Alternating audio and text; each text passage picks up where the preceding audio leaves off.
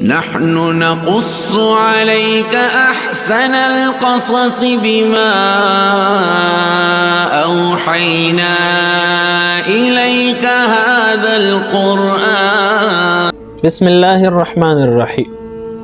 یو ملګری تاسو کړو چې د الماره په برنې خانه کې قرآن مجیدونه پراته دي. نو کو یو انسان پزمک کینی او خپې د الماره طرف ته وغځي نو دا د قرآن په بی ادبی کې راځي او کنه، یعنی دا څه کول جایز دی او کنه.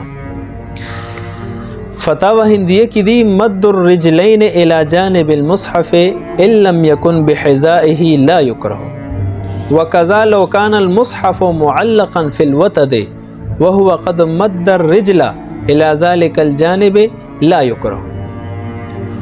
کو یو سړی ته قرآن کریم بالکل آمنے سامنے پروت وي، د په محاذات کې بالکل برابر پروت او دا و تخپې قرآن کریم طرف ته غځي، نو دا بے ادبی ده او ګناه کبیره ده.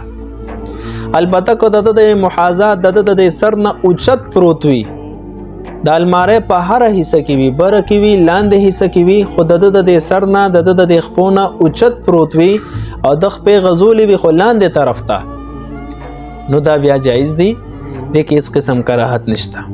همدک کشان په کورونو کې دا قرآن مجید اکثر یو تخته ولا ټکوالی وي، نو پاغه باندې بر قرآن مجید پروت وي، یا المارو کې پروت وي، یا په شوکیس کې پروت وي، خو بر حصہ کې پراته وي، لاندې چې کم خلق ناس او خپې لاندې غزولې وي، اگر چې د قرآن کریم جهت ته دی خو لیکن قرآن کریم اوچت پروت دی، نو دا قسم خپې غزول دا جایز دی او دې کې هیڅ قسم کراهت نشته.